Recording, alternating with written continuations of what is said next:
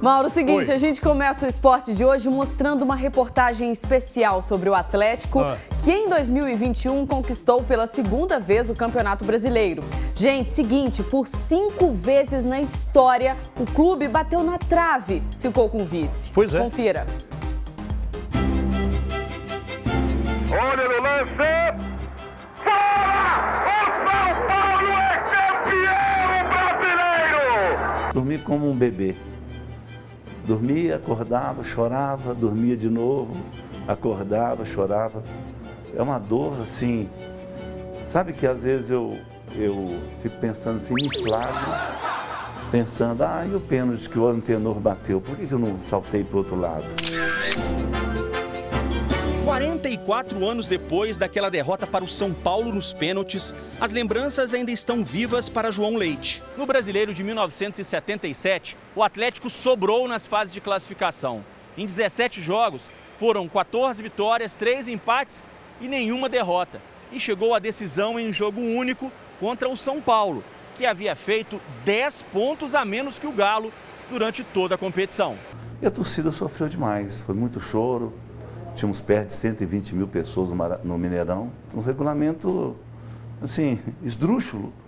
Como que pode um time invicto, não perdeu na final, empatou no tempo normal, empatou na prorrogação, e ainda tinha que passar pelas grandes penalidades, tendo 10 ou 12 pontos na frente daquele que nos enfrentava, que era o São Paulo. Apenas 3 anos depois, lá estava o Atlético de novo em uma decisão nacional.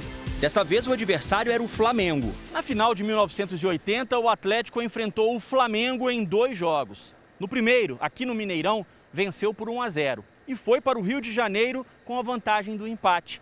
Mas diante de uma arbitragem polêmica de José Assis de Aragão, o Flamengo venceu por 3-2 no placar e ficou com o título. As pessoas me mandam o vídeo daquele jogo e dá vontade de chorar.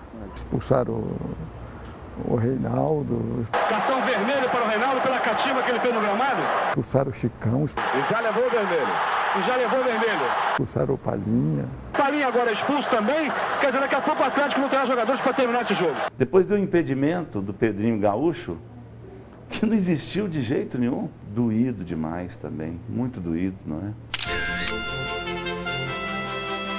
Em 1999, a final foi contra o Corinthians. No Mineirão, o Galo venceu por 3-2, com um show do atacante Guilherme, que marcou 3 vezes. Não sei se tem algum atleta que já fez 3 gols em final de brasileiro, não. Mas infelizmente não deu. A decisão previa 3 partidas entre os finalistas. Em São Paulo, o Corinthians venceu a segunda, empatou a terceira e ficou com o título.